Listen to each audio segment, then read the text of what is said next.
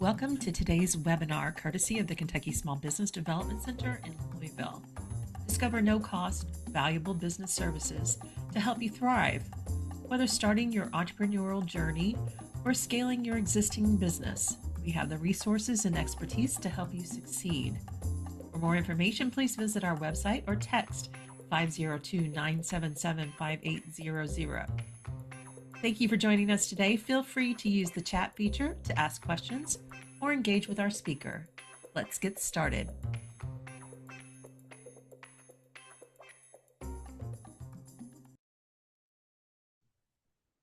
Hi, welcome everyone. Welcome to another Toolkit Tuesday. It's going to be a big day today. It's SBDC Day. I got my good friends and co-workers with me today. I have Janet Flaw. Hey, Janet, as always, good to see you. Hi, good to see you all.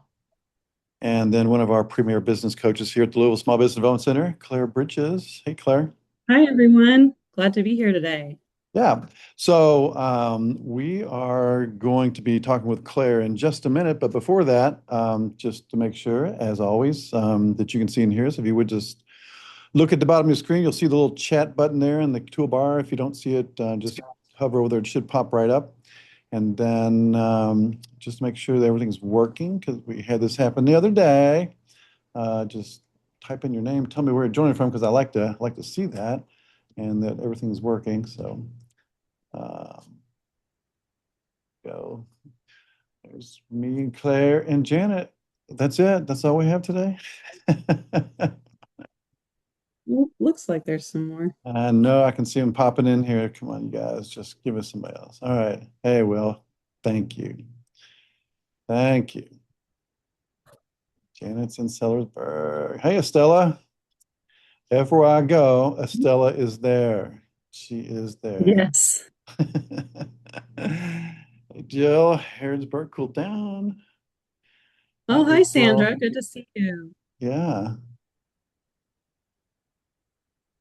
So, well, thanks for joining us, everybody. I'm so glad you're here. As always, our goal here at the Small Business Development Center is to bring you tools and techniques and resources that you can use in your business right away. And, I'm guilty of this, because when I'm thinking of looking for resources, I'm always going directly to the hard things, what templates can I find, or a spreadsheet or something like that. But actually, when you think about it, the real magic, the things that really move the needle often are not those. It's more of the soft skills of being a leader and knowing how you can drive your team forward. And one of the most important things is the culture of your team. And so Claire has been, kind of researching this. She's been involved in some really high-performing teams that she's helped build from a culture standpoint. So we were thinking we need to really talk about this. We don't do it enough. So Claire, how are you today? I'd like to introduce you to everybody, and everybody can tell everybody a little bit about you, and then we'll just dive right in. Sounds good. Thanks for having me on Toolkit Tuesday today. I'm Claire Bridges. I'm a coach with the Louisville Small Business Development Center. So along with Dave and Rhonda, we see clients one-on-one for training, and then, assist you with different resources around Louisville, local resources, online tools, coaching, and then also help with business planning and financial projections. That's kind of our main focus there. So I came from the restaurant world. Restaurant industry is my experience in the past, and so lots of system building and just working with people a whole lot. So these are some things that I kind of honed in on over time from that experience, and then just kind of talking to many business owners over the years that I've been with SBDC to see what people really need in order to just lay a foundation for having a positive company culture. And then just to see, again, how that reflects in your business. So understanding that it not only matters that people feel good walking away from a day of work, but it also matters to your company as well and the success of your company. So I'm going to get started. I will share my screen and we will go from there. All right.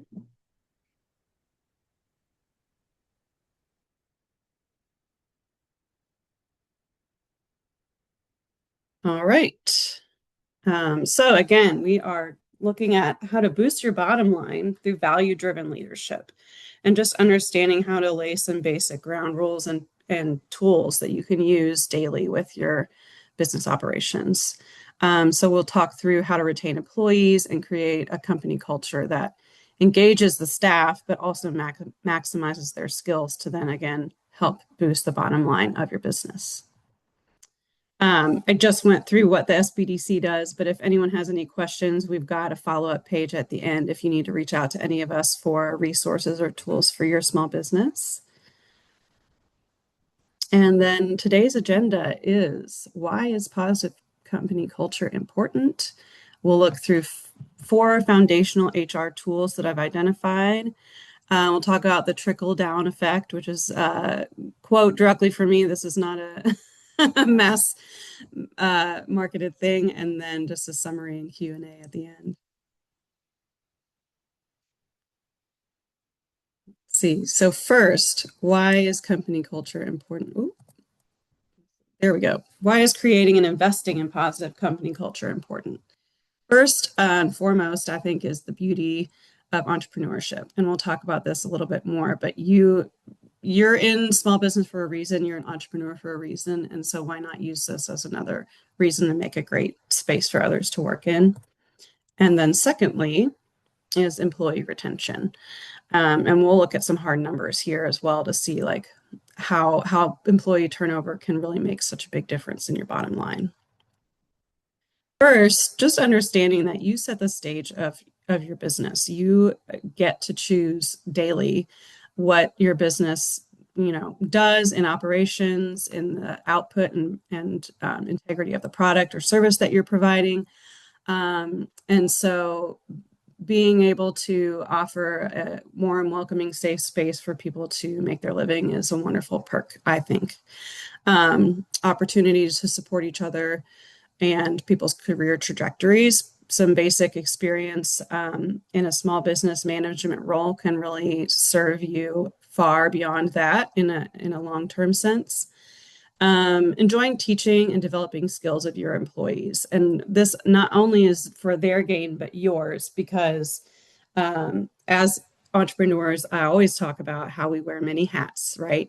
And you can't wear all the hats all the time. So if you can teach and develop skills of your employees, the better your day is going to be, the better your business is going to be, the more successful you're going to be all around. And to sharpen your own leadership skills. This is something that you have to be the master in your business and industry, and you also have to be a master in running and operating a business. So you will step into some leadership roles and gain skills through nurturing and helping your employees along the way. And then also highly important is employee retention. So if you are spending time hiring and training employees over and over again, this is absolutely taking away from time spent growing the business and just working towards the purpose of your business. It can be training and hiring and scheduling things can be a very large time suck as a business owner. And so the more operational you have it, the more systems you have in place, the better for you and all across the board. And then retaining staff is also just a proactive way to help boost your overall revenue because things are wild out there right now. If sales aren't doing stellar, then what other ways can you have influence in your business to make it a strong and sustainable model? And then here are those hard numbers that we can look at. So just a few key pieces of data here really opened up my eyes when I was looking into this. So if you think back to 2017, the annual turnover rate for jobs was about 26.3%.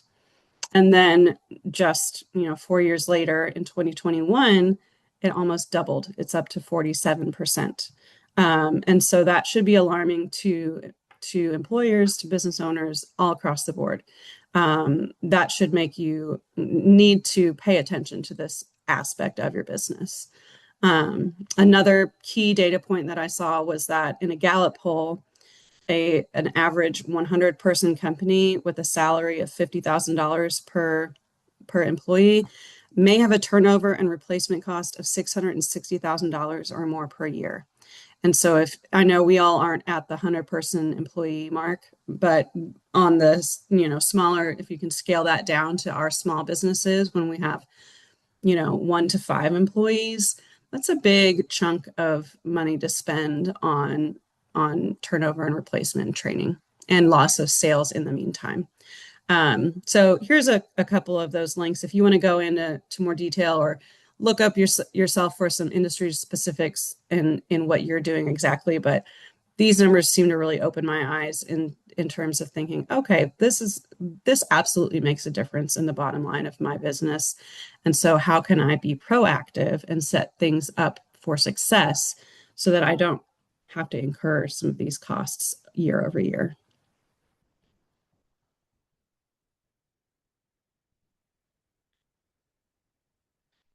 There we go. Being a little funky today. 4 foundational HR tools. First is the interview process. And so as we go into this next section of the presentation, these are kind of 4 areas you can hone in on just to begin with, just to start building up an HR program within your business or having some systems in place to measure, what makes a good employee or how am I incentivizing my employees and so on. So one is the interview process. Next is an employee handbook. Then we have training programs. And lastly is compensation and benefits packages. So if we can just think on a broad perspective within your business of, do I have these systems in place? Do I even have an employee handbook? Do I have, when I'm training a new employee, is there a certain process I go through or specific information I give everyone when they're starting in this new role? Or is it kind of just whatever they catch on to in the day and the shift, they learn and they'll go from there, right? So these are things that if you can kind of catch on a broader perspective, you'll have a better system in place to begin with. So when we start just looking at the interview process, so just what's coming in the door of folks who are applying to work in your business. So during the process, you'll want to talk about the work environment during the interview. And it's important to see how the candidate relates and reacts to this environment that you're setting up for them. Is this something that they seem excited about or kind of shy away from? Do they have other experiences within this type of model? And so talking about what they should expect, hugely important, especially for the employee as well, to see if they feel like it's a good fit for them. You can also go back and look at kind of some past interviews that you've done and use them as a case study. So think about some of your star employees or people in the past that have worked with you in the past that you would love to have back.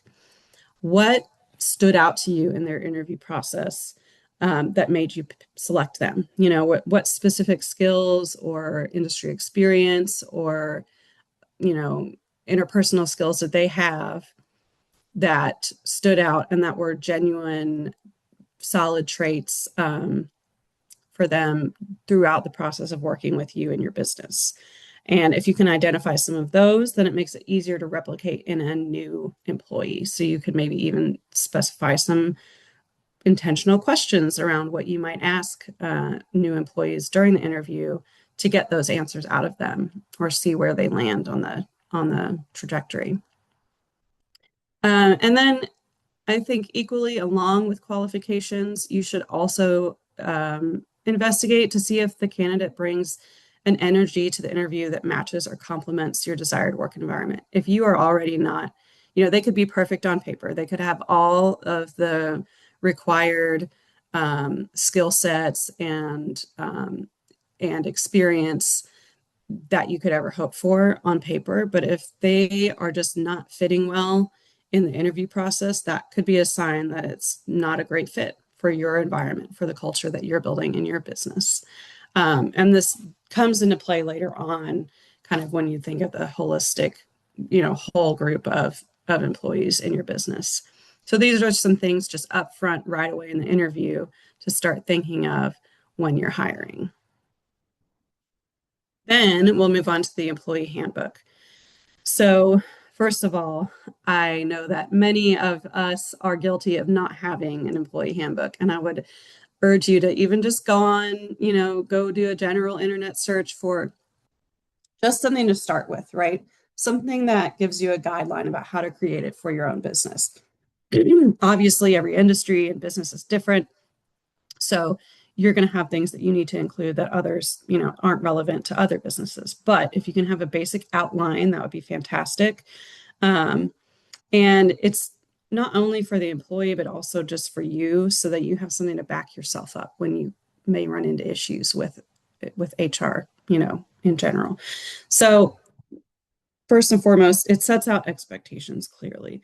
Anyone walking into a new situation, whether it's for a job or a club or a hobby or a school or anything, you want to know what you're walking into, right? That's only fair to give folks the expectations up front of what they need to be doing and performing at the position.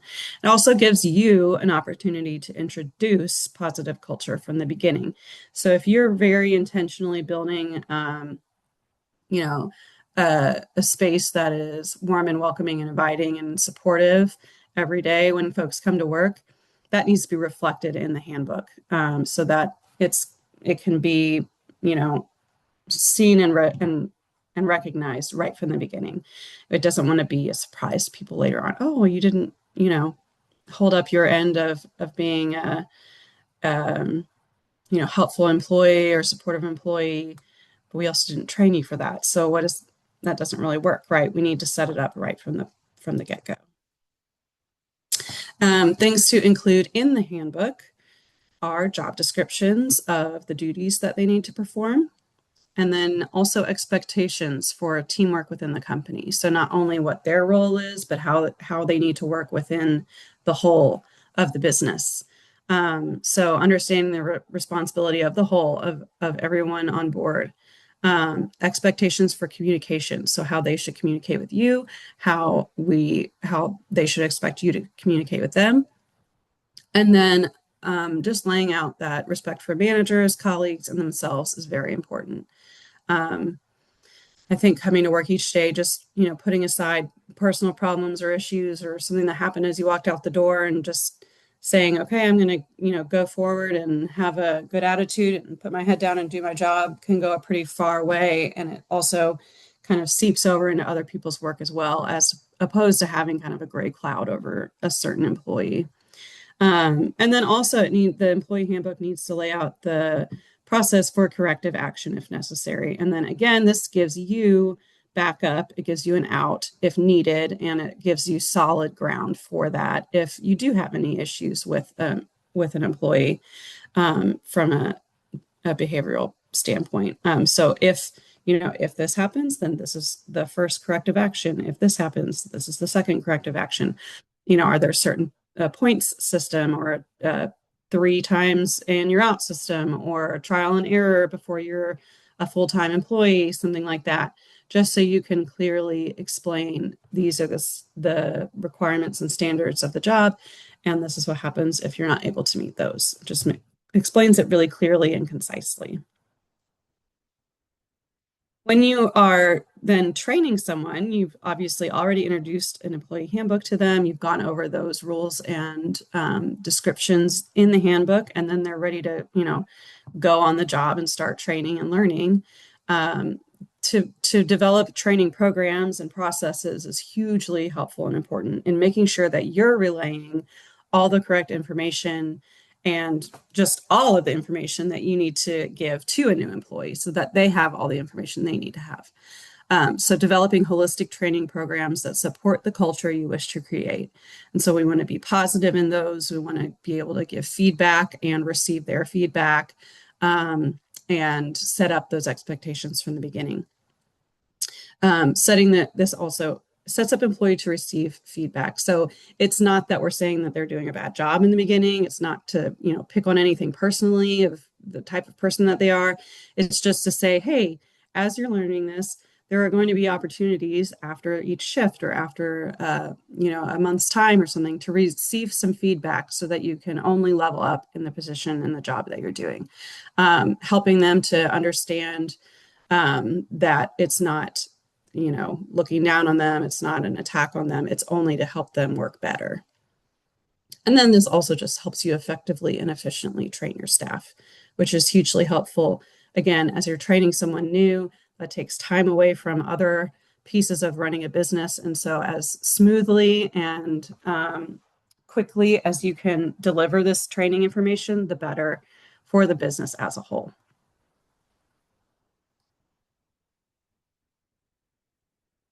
Then this might seem like the very top of the mountain or a big hurdle for small businesses in particular, but thinking through compensation and then the benefits, any benefits packages that you could offer. And I think this goes a long way in just making an employee feel seen and recognized for the work that they do and have something to work forward to as well. I've talked to several clients, not recently, but I had several in the past who were very eager to like lay some things out. Well, we're a small business, but what could we offer to our employees to make it, a better place to work or a more appealing place than the same place down the street as us, that's doing the same thing. So what are some of those smaller things that could be offered? So first, just right off the bat, without adding anything else to a compensation or benefits package, first I want you to research what your competitors offer. So even just like what do they pay per hour for that shift or for that specific role? Understanding that and seeing kind of where you land in the playing field of what you're paying for those roles is super helpful. Obviously, if you can pay more, that's a plus on your end.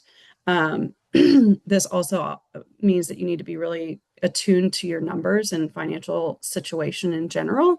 So we can help you with those things as well, making like a break-even analysis, or, if I hire another employee, how much money do I more, in revenue do I need to make in order to pay for that employee? So we can look at dial in numbers that way. So could you pay them more per hour? That's one small piece that you could add sooner rather than later.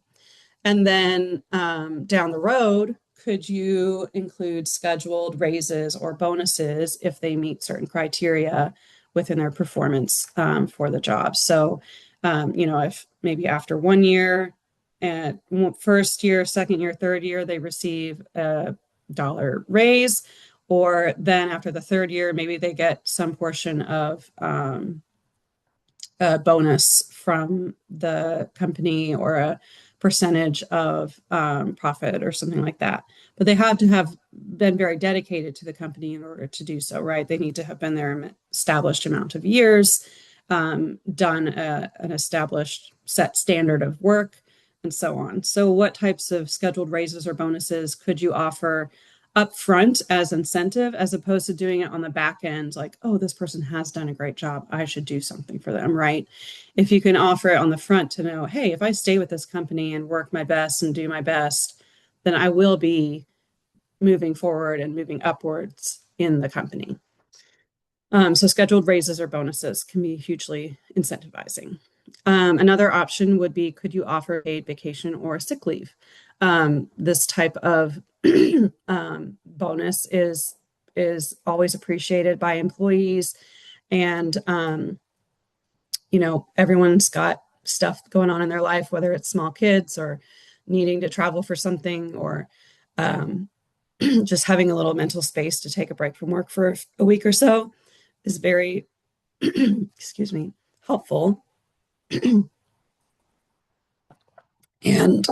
can be an incentive to work for a company that offers these things. Could you offer health or retirement benefits?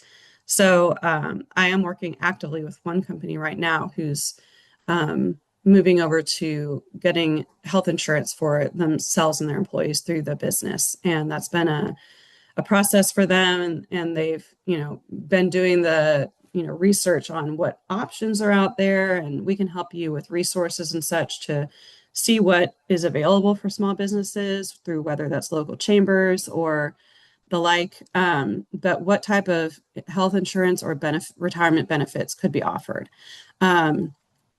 These are another just nice perks that you may not have in another job doing the same exact thing. And so if you could offer that to make people feel taken care of and insured, that's fantastic. Or it could be a goal, right? Maybe you can't do it right now, but you could do it in 5 years if you work towards that. And so these are all investments in your business and in your employees, but it's going to move the needle quite a lot for employees because, again, they're folks that have their own families, their own children, their own bills to pay. So how can you make it the best setup for them so that they can also in turn do their best work for you?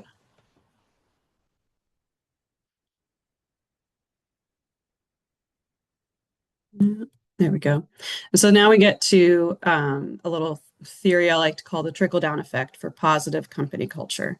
And so it goes from ownership and then down to managers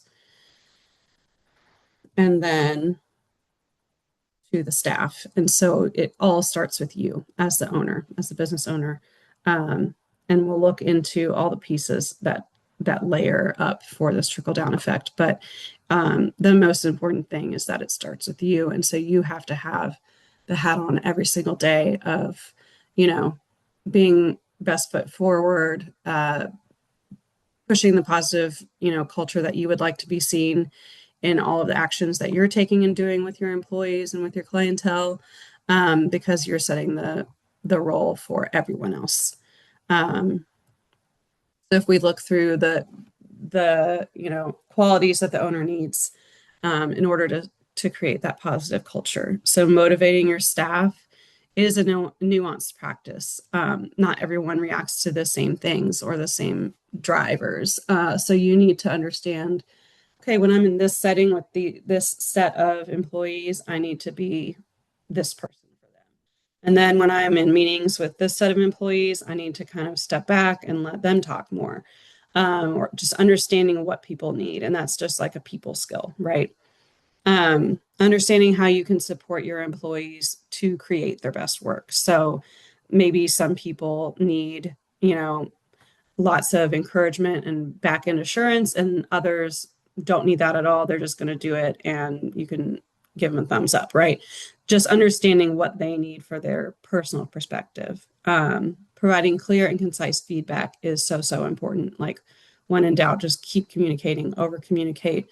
Yes, that was great work. Or, hey, I think we could have done better on this. Let's kind of dig into it and see what needs to happen.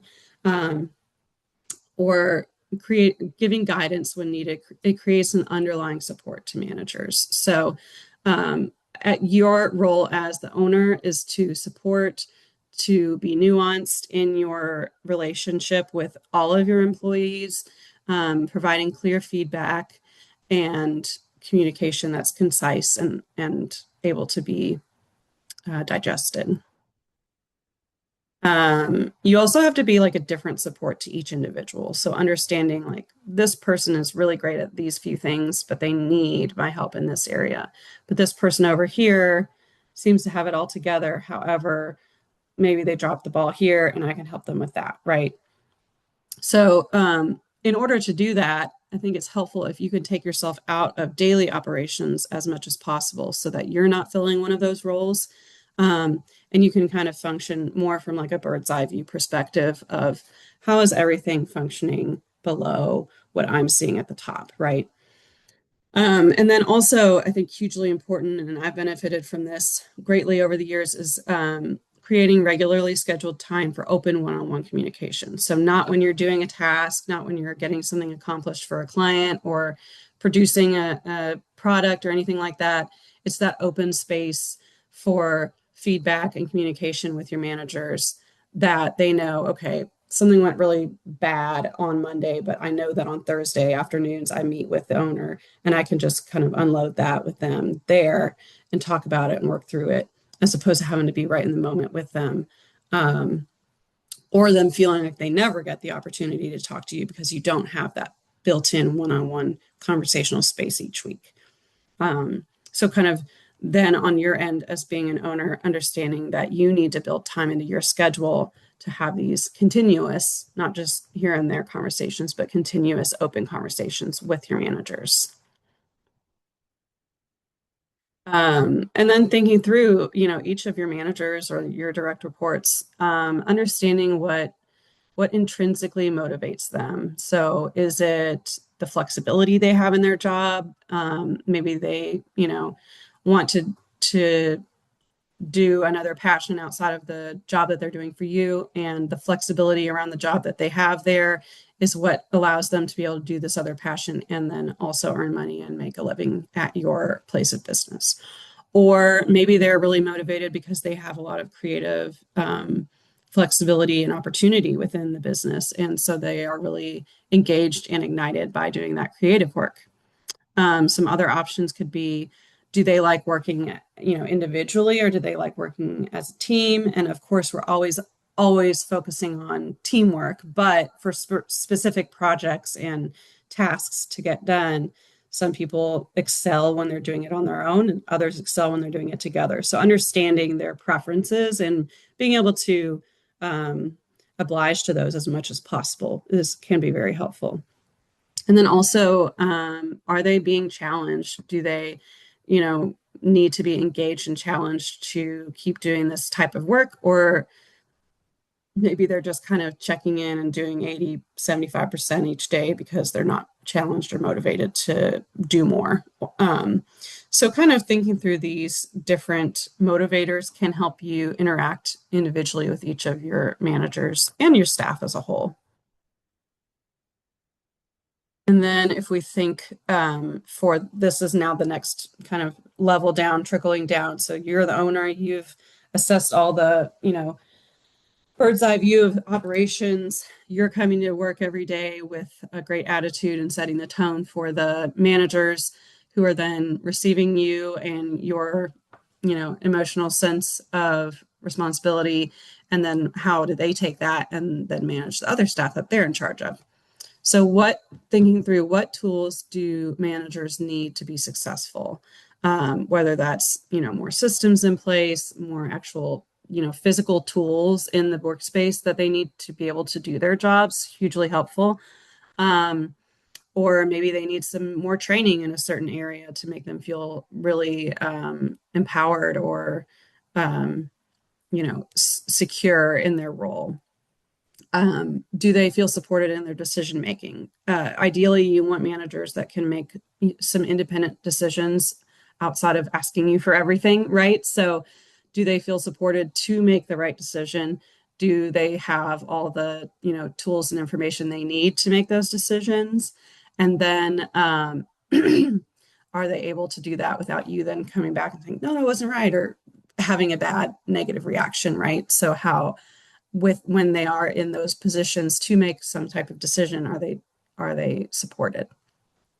And then thinking through, does the manager exude the company culture that you want to create? Because then that again trickles down to the staff level as well. So again, they could be very well qualified for the job on paper, but they are not exuding the qualities of confidence and positive company culture that you would like to have each day at your business. You want your managers to offer support to staff members. You are a support to the manager, and then therefore the manager can be a support to the staff members. Is their communication style effective and supportive? That's very helpful. If you're setting the tone here, but then they're not following up with that same tone to be effective and supportive, it's not going to trickle down to the next level. Do they represent your company and brand with pride? That's always something that, you can't be everywhere all the time as the owner. And so when they are acting on your behalf or, out in the public eye representing your company, are they doing it in a way that you are proud of and that you want to be seen? And then also, very importantly, do they address conflict with calm and care? Because rising conflict and making it worse is not helpful ever. So are they, equipped with tools to handle conflict? And then how is their personal reaction affecting the overall situation.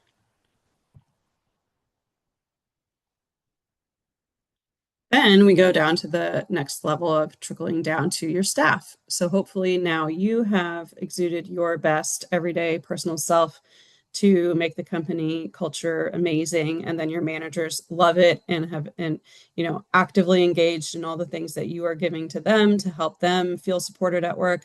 And then this goes down to the next level with your everyday staff. And so they feel like they've got awesome managers that know how to help them and support them as a team. And the managers feel super supported by you. And so then the daily staff and work that takes place on a business-wide level is again reflecting that positive company culture. So it's based on the framework that's introduced. Does your staff understand what's expected? So it goes back to that handbook, and it goes back to the training programs that you make. Do they understand what you want of them above and beyond just the very simple basics of these tasks make up this job, right? And it's really, really, really important to have buy-in to the position and the overall company culture, because what you'll see is that eventually, when you've done all this amazing work to have a great culture and have folks that are also invested in it and also want to have an awesome day at work and company culture and love your coworkers, when someone doesn't buy in, then it sticks out like a sore thumb. And so it trickles down. And so then when someone's like, what in the world is going on here? Like these people are so happy and they do everything together and there's like no issues ever, so on and so forth. Or if there is an issue, they talk about it and it's fine. When they're not used to that, or when they come in conflict with that, often that means that they're just not buying into that company culture. And so there can be some waves of negativity when that doesn't happen, because everyone else is used to like, hey, this is normally great and it's not right now. So it's important to have that buy-in from all of the staff. And how to do that, you want to make them feel included and supported in their day-to-day tasks. They're the ones doing like the real hard day-to-day work to make the business operational and running. And so they are, some of the most important roles within the business. You want to make sure that they feel open and honest in communication, because they're doing that like hands-on day-to-day work. They see what's happening first and know how to do it better, or may have ideas in the future of like improving a system or something. So you want them to feel open and safe enough to come and make a suggestion or improvement to a workflow, whether that's to a manager or to yourself. Welcome that feedback, because it's a different perspective than you have day to day as the owner. And you don't want to get too disconnected from that work. And then lastly, you want them to feel engaged and motivated to do their best each day at work. And that's just making, everybody feel good to come home and say, okay, that was not terrible. I don't hate my life and want to quit my job, right?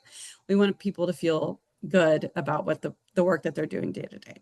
And that goes back to that kind of beauty of entrepreneurship. You get to set the tone. You get to make, what you want to make at your own business. And that's a beautiful thing.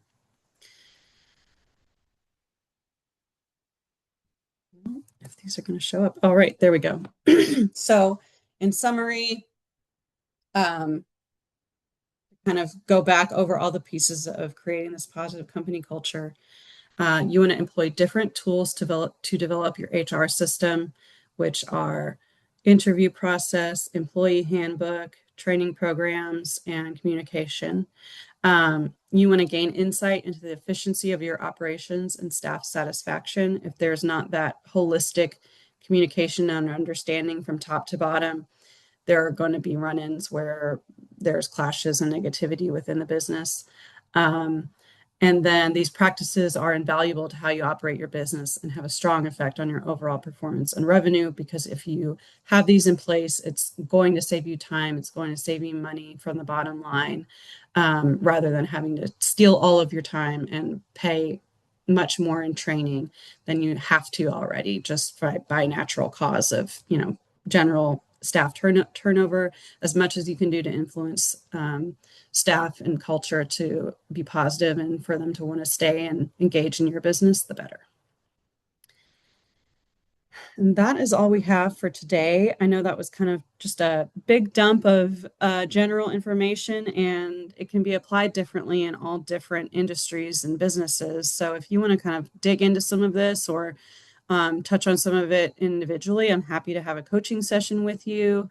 My email address is right here, and then I will put my calendar link in the chat here as well. Let me pull that up.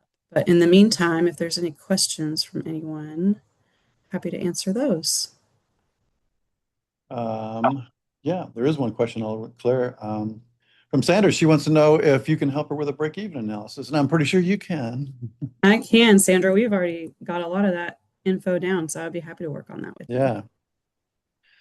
Well, thank you, Claire. That was fantastic. It reminds me, I was reading about, sort of been involved in with the benefit corporation movement, and the idea with benefit corporations are that there's more to a company than just profit. There's the people in the community and then the profit. And generally, these companies, especially by taking care of their employees and the staff, the people that are around them, they outperform a regular company significantly just by doing that. So, but I think that there's kind of a balance too. I've known people, and I've been guilty of this a little bit too. It's like, you have a team and you face some challenges, and your idea is if I treat them, give them whatever they want, then they'll perform better. Sometimes that doesn't happen. How do you work that balance out with just being, I guess, a people pleaser, and then nothing gets done? I don't know. What's your advice there, Claire? I think it's important then to set up in the beginning that like expectations of feedback and communication, so that there's always opportunity for you to say, hey, this is what we agreed upon, or like, this is the goal, and we're not meeting that right now. Right. Like, how can we work to improve it together? Is there anything I'm missing that you need to achieve this work? I'm here to support you, but I do need you to do the work. So making sure it's not just do whatever you want and then we'll all be happy, but that they expect feedback and monitoring from you as well. Mm-hmm. See, Will asks, pertaining to the training of staff, I have a question. It sounds like the training should be focused more on cultural aspects as opposed to task level training. Said differently, if the culture is stressed, the task will take care of themselves. Am I understanding you correctly? Yeah. So, also the task level training, absolutely important, because they have to know how to do the job. And I think that's where an employee handbook comes in. And then those training programs that I've mentioned, those need to be in place, because that way you have given them all the task level information they need in order to do the role that they've been hired to do. However, as they're being trained for those specific tasks for the role, if their training involves a manager that's stressed or not very proactive in giving them feedback or communication, then it can create a stressed employee who maybe doesn't feel super solid in their job. But when all those tasks are being given to you in a manner that's clear, concise, supportive, and open, then it makes it a lot easier to pick up on those tasks as needed. Yeah. There's an old saying about, if you don't outline the job effectively, then the employee will generally create the job. Because most people want to succeed at whatever they're doing, and if they don't know what they're supposed to do, they'll try to do something that they think is right. It might not be what you want. Yeah. Yeah, and so those training programs, I think, are super helpful for that, to say, hey, this is what you do at the beginning of the day. These are the things you need to complete throughout the day. The follow-up and completion process needs to look like this every day. And so it's so clearly defined that they know exactly what they're walking into each time. as opposed to just like, hey, follow me, watch what I do. And Yeah, then they may be picking up on things that are or are not relevant or important to the actual job. right. That is something that I think you used to do in the restaurant business is, if you identify somebody, you call it a stage where you bring them in and they work Mhm. for you for a day, and it's like there's no expectation of a job. Talk a little bit about how that all worked. Sure. Yeah. I mean, Stage in particular is very focused on the restaurant industry. Yeah. And that's largely like a kitchen role where they'll come in and cook, and the head chef can kind of see how they do in the kitchen and how they can hang. But even on, other supportive roles within the restaurant industry, like a server or a busser or something like that, you can give them, a kind of not grace period, but a trial period of time to say, let's see if this works, right? And to give everyone a fair chance, right? Because they may not pick up it on the first and second day, but like maybe by the fourth or fifth time, you're seeing improvement and that they're going to get there. Whereas if you just hire them and then, oh gosh, this is terrible, they didn't have what I needed, and now I have no out, right? So giving that kind of trial period where they're going to receive feedback, a lot of feedback, and they're going to get all the tools and stuff that you've created to train them, and they're going to get opportunity to practice it in the workspace, can be hugely, cut your losses before they're huge losses, right? It's 2 weeks of time as opposed to 6 or 8 months of time, and it's still not working, and you've lost revenue because of it, and are still going to have to train a new person after the fact as well. Right. Um, yeah, so, and I know that's different in all industries. It may not be possible or appropriate in certain roles that you're asking for, but um, even just setting up like, hey, we're going to have a 1 month check-in after you've started and done, gotten your feet wet and done this role for a month on your own, then let's have a check-in and see how it's going, right? And that set up for the feedback and the communication. So Yeah. it's not scary or, weird or anything. Here's another thing I see a lot that happens, and I think it's also a culture killer, but like the business owner, things are going well or bad, whatever it is, but there's some sort of problem, and they think, I just need to hire somebody to help with the problem. Mhm. And it's just like a vague, how, Yeah. what's your process for doing, for identifying, what you need to do before you even hire somebody based on whatever you perceive as the problem? I mean, I would probably look into, the other roles that are tangential or related to the problem that you've identified, and look through everyone's workflow and work processes to see if there's something that's missing or communication between two roles that's missing, that maybe it's just the fact or the matter of them talking to each other more or working on things together more would solve the problem of developing another role. And then on Mhm. the other side, also looking through it from a financial perspective of like, how much is this role going to cost me? How much will I make from this role coming into the business? Is it worth it? Or can I Yeah. create other systems to solve the problem instead of hiring another person? Right. Good stuff. So I'm asking all the questions. You guys, I know you have some questions, so put them in the chat there and we'll get on it. Otherwise, I'm just gonna hog the whole thing here today. I did put the calendar link in there if you Yeah, all yeah. So want reach to out grab there. that. But what's your process on the handbook? Not to create one, but after you created it, because I know in my past I've been handed a bunch of handbooks, from places I've worked, and then it's like, bing, I'm done with that. I don't even look at it. So how do you make it work so it actually, you know, is built into the whole thing?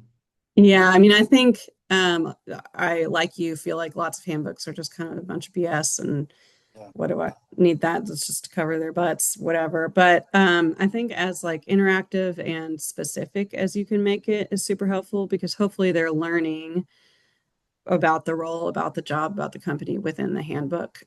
So not just a bunch of like legal jargon and, if this, then that, but hey, in the very like real sense of your day-to-day job operations, this is how it fits within our company, right? So I think as specific as you can be, and then making it like a conversation, I think can be really impactful as opposed to like, here, go read this. Um, if you're talking about it back and forth, they have questions on anything, you can answer them right there and then, as opposed to having just assume like, okay, they read it and it's over and they're never going to think about it again. That's not really going to be helpful to anyone. Do you like read it with them when they come on board or go through it I and have point read them? it with people. Yeah, I did that a lot in the past. And it might seem like overkill sometimes, but I think it's another piece of making sure you give them all the information they need because people aren't going to think, because maybe handbooks have gotten a bad rap in the past or past job or something, they're going to be like, okay, yeah, that's the handbook. But if you make it intentional and have a conversation with them about it and read through it together, then they know exactly what to expect Mm, within their role. yeah, Yeah. yeah. The other thing that I think that is hard for a lot of people, especially if you haven't never done it before, is when you're hiring your first employee, and now you've got to train them, like having, you know, actually a training program or figuring out how to do that. Mhm. What's your process to building a training program that actually works? So you can, Um, I think breaking down I did this for replacing my past role is just thinking through like, what do I do every day? What do I do every week? What do I do every month? To break that down. And Mhm. then you kind of have the tasks at hand that you need to present to someone that's learning the job. Um, and then you can kind of create those systems to uphold the task so that they know, okay, I need to make sure these things are done every day, right? But then these are the most important, right? But then on a bigger level, if I'm looking at the week or the month, this is how I'm planning for those things in the future, and so on. I think that can be helpful. So just kind of understanding the priorities of each of the tasks within the job. And then as much as you can like reproduce and duplicate those processes that you do each time, I think is super helpful because then it's not left to the brain to remember. It's just right there in front of you. I do this, and then I do this, and then I do this. And then it's easier just for everyone to function that way as opposed to having to remember out of sheer luck. So, Yeah, interesting. What about morale boosters? Is that something that's important? What would you recommend there? hmm. Yeah, I think so. I mean, I think reading, being able to individually gauge and read your employees is super helpful. And so maybe if someone has seems like not the most engaged or um, is doing a subpar job than they usually do or something like that, maybe having a check-in saying like, hey, is there anything going on? Is there anything I can help you with? Without, hey, you're doing a bad job, Yeah, nothing like that, but just saying like, hey, I see you. I see like the awesome work you do. Is there anything I can help you focus better on or support you with? And then just morale boosters in general. Like, I think with the benefit options of, hey, maybe like after a few years of work here, a percentage of profit bonus, that's awesome because you directly uh, influence that number, right? So it's mhm. an incentive to work really well throughout the year to understand, like, oh, I made a difference here, and here it is back to me too. Yeah, yeah. Also doesn't have to be, oh, sorry, doesn't have to be like a set amount. That's what I've talked to some of my clients about. It doesn't have to be like you get $1,000. It set it up as a percentage so that it's always safe to you as the business owner as well to Right. give out. If there's no percentage of profit, then there's none to give out, right? But if you do have something, then what you feel is an appropriate amount to give to someone that's really made an influence in your business, I think is a fair way to do that. Yeah, yeah. I read an interesting statistic that like the bonus effect, where you get the bonus and you feel good about the company, lasts about Mhm. 30 days. So it's like Yeah. 30 days once a year, everybody feels good about their company. Right, right. Yeah, So, yeah. yeah. Well, Claire, this has been Yeah. fun. We should do this again. Absolutely. Thanks for joining, everyone. Sandra, I'm going to shoot you a quick email just so we can reconnect. Yeah. And everyone else, if you have further questions, I know Janet will send out the recording and slides so you can check that out or follow up with me if you have other questions. Yeah. So yeah, we're here to help. So, reach out. We like to hear from you, and jump on our calendars on our little scheduling page. You don't have to talk to us. You can just schedule in whenever. We're happy Yeah. to see you. So, well, thanks for joining, everybody. And Janet, thanks for driving the ship as always. Sure, thanks everyone. Also, just a reminder, you'll get a follow-up email asking you to fill out an evaluation for today. So keep an eye out for that. Great. Thank you. Thanks, everybody. We'll see you next Tuesday. Bye-bye. Bye.